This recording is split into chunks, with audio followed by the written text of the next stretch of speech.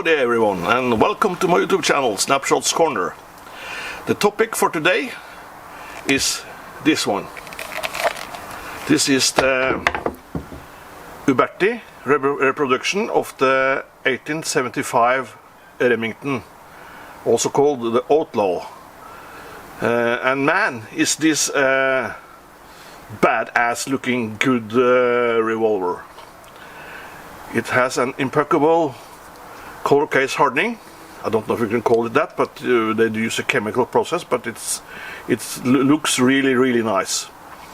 And as you may see, the grip, I have stripped the grip of the glossy finish and made more of an antique finish that goes better with the case hardening. The case hardening is also on the back strap and the front strap.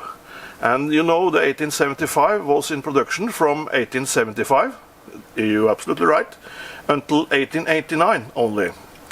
If you compare it to the Colt Peacemaker, that is still in production, you know, and they have produced a whole lot more than the numbers of this one. This one, the run of this one was around between 25,000 to 30,000 samples originally. Of course, you cannot count with the reproductions anymore, but very nice revolver. We'll go to the range and we'll shoot it, and I will also show you some pictures, close-ups of this one, so stay tuned and we'll see how this one shoots.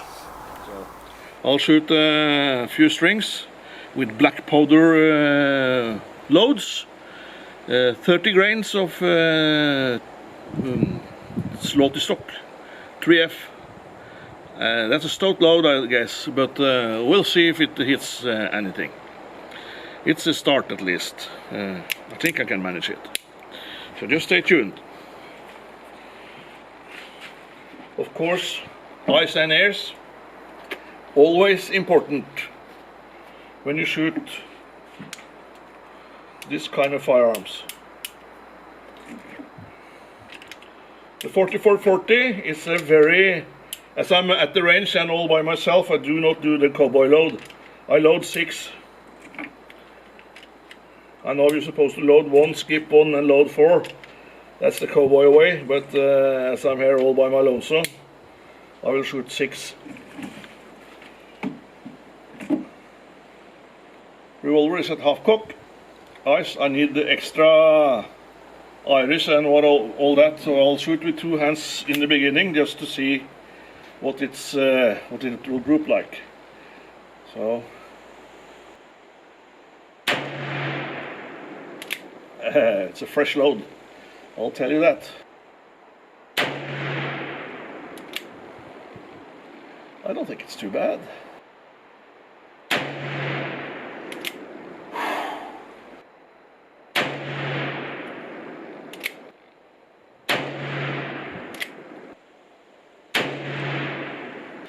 Ejector.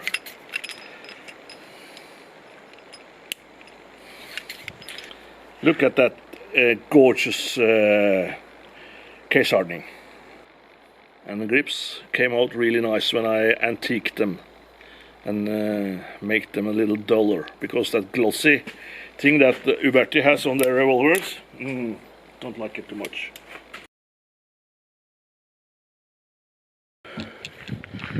The group was, well, I'll guess it was terrible. Well, I will go for a one-hand grip, because that's the competition way. So, 6 shots, 1 hand hold. And I'll try to aim 6 o'clock at the target.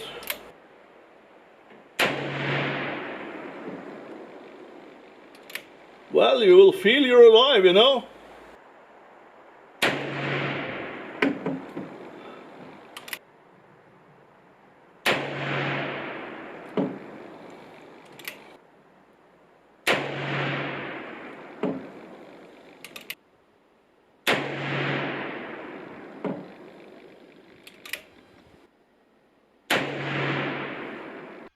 Yeah, I need to adjust my point of aim down to the right, I guess. And we'll see that in this picture that I'll paste it as black spot. I did put copper paste at the cylinder axle, or arbor, or what you call it, in this revolver, because I know that previously this kind of revolvers have had a tendency to get stuck, but this one is okay now. It's not a problem at all after 2 cylinders at least. So we'll go and see the target again. That group was the group was up to the left, I guess.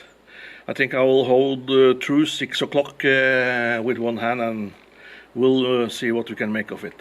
That last group was nothing to brag about, but I'll fill up another cylinder and shoot one-handed, so you all can see how terrible a shot I am. It's good fun anyway. Good training anyway.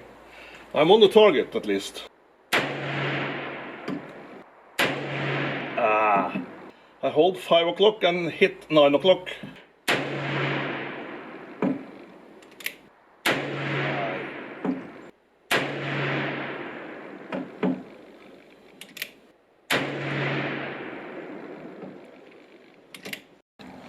Well, I had to aim down here, and I hit here, here, here, there, there, there, and there.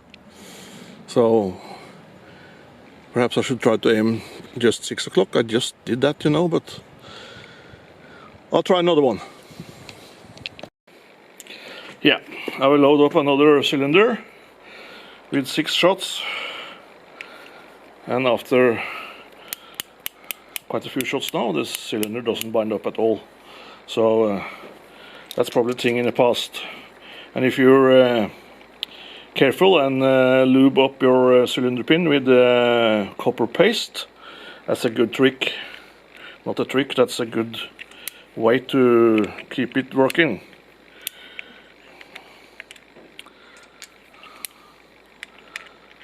I will recommend that. Copper paste, you can buy it in tins or in tubes. A small tube will go a long way. Don't you love that matted down or seduced grip? It's awesome. Well, let's see. Another string. This time I will just hold 6 o'clock.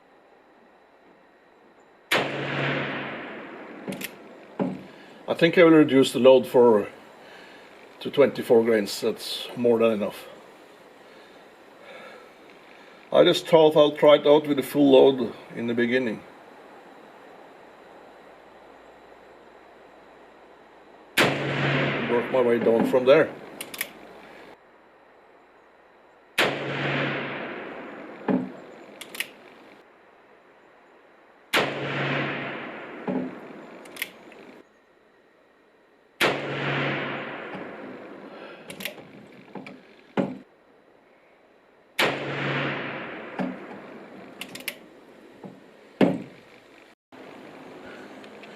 The group is good actually, not too bad, but it's way out to the left. 1, 2, 3, 4, 5, 6 shots. They're all, and this time I aimed 6 o'clock right here, and all the shots hit out to the left. You all may see that it's all suited up now, so I will load 6 again, and I'll aim even a little bit. I will aim down to the right again and see, because I'm adding distance from the center of the target to where I hit and moving the aiming point. You can't move the sights on this one, you know, it's fixed sights. But wow, is it a cool revolver.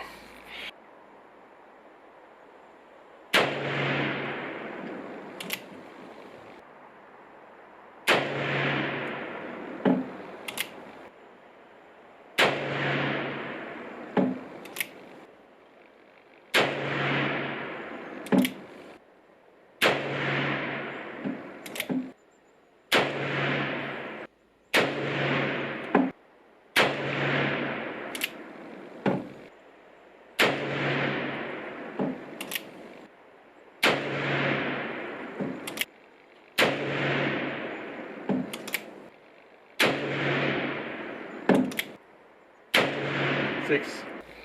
Now the revolver is suited up. I don't know if you can see it. And it's starting to bind up a little bit, but it's not, it's still working. So that copper paste on the cylinder pin, good recommendation, I guess.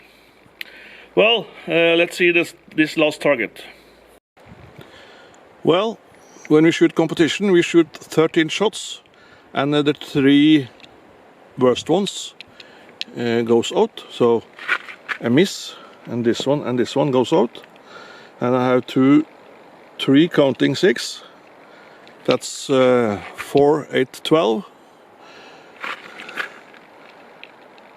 13, 14, 15, 16, 17, 18, 19, 20, 21, 22, 23, 24, 25, 26, 27, 28, 29, 29, 100 minus 29, 71 points. I have to work with the load, and I will try to get down to 24 grains.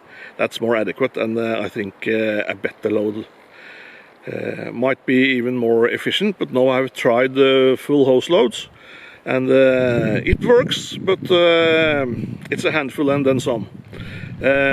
Well, I'll make a video when I make that reduced load with 24 grains, and I'll also show you how I load the 4440 or the 44 Winchester centerfire, which actually is the correct nomenclature for this round. I like the revolver, I love it. It's very nice, and it shoots, you know that it shoots. And this is 25 meters, and there is no hocus pocus, humbo jumbo. It's just, I'm not the best shot in the world with this revolver, yet I plan to be. The 1875 has, of course, a cylinder that you can change out. It's a little bit finicky to replace the cylinder. To take it out, it's kind of fast, but you have to practice. If you get one of these samples for yourself, you need to practice to mount the cylinder into the pistol again, or revolver. To take it out, half cock. Of course, everything is empty before I start the video. Open the loading gate, and here is a button that you press.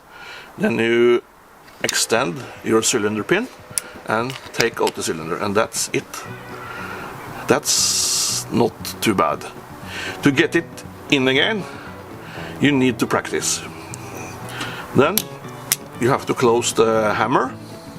You see how you do that. Half cock, extend, press the trigger and ease the hammer forward.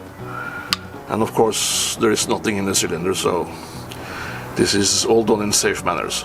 When you want to install it again, you use your thumb on your hammer and just wiggle it in a little bit till it gets around like that, and go get it into the half cock notch, press this little pin here, and if it doesn't go in, that train is coming over there, so I have to be loud. Well, now you guess I do live close to the railroad, you know. I have to wait for it to pass. It's kind of cowboy, you know, having the timber train passing a couple of times a day. And now the cylinder is A-OK, and the cylinder pin is in place. Close the loading gate and you're good to go, and to put your reloads in here. If you want to reload a single action like this, or even the Peacemaker, and do it the right way, the cowboy way, you load one, skip one and load 4. That's the way to do, and then cock the hammer and ease it down on an empty chamber. That's the safest way if you want to carry it, at least. And in cowboy action shooting, that's the way you always do it. But if you're alone, I will probably shoot 6 chambers, but that's perfectly safe as well.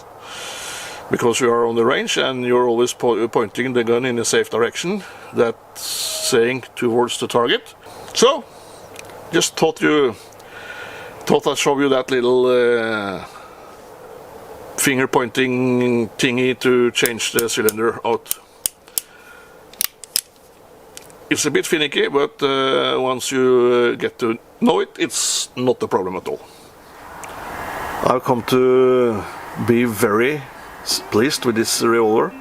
It shoots like a house on fire. It's rather a nice one, and as you will see by the pictures that and probably in this picture as well, if I get a little bit closer, that case hardening around the frame, top strap, and the whole frame is, and the back strap and the front strap and the frame is one piece. So it's not split here like the Colt Single Action Army Peacemaker. And it has like a 7 2/5 length of barrel. So it's almost 7.5 inch, but not entirely 7.5 inch. And another thing that's really nice about it is when you extract the spent cases, this half cock, of course. This little one here is not as pronounced as it is on the Peacemaker, and especially not the black powder frame one that I has. There will be a video later where I compare this 1875 Remington with the Peacemaker, because I have both, and I'll compare them, not prepare, compare them at the range, and of course at the tabletop. But I really, if it's good, you can say you can love a gun. This is one that I really like right now, and I like it a lot. And that deep bluing on the barrel and on this other part on this is very good. The cylinder does not hold the bluing as well as the barrel. It's starting to see the metal inside, but that's okay, because then it looks even more badass. And as this is the Outlaw, and you know, most lawmen in the Wild West, they were on the both sides of the law. They were outlaws and they were lawmen. Believe me, if you read the history. Well, please feel free to comment and share this video with the others, and of course, as always, I'll see you all in the next video.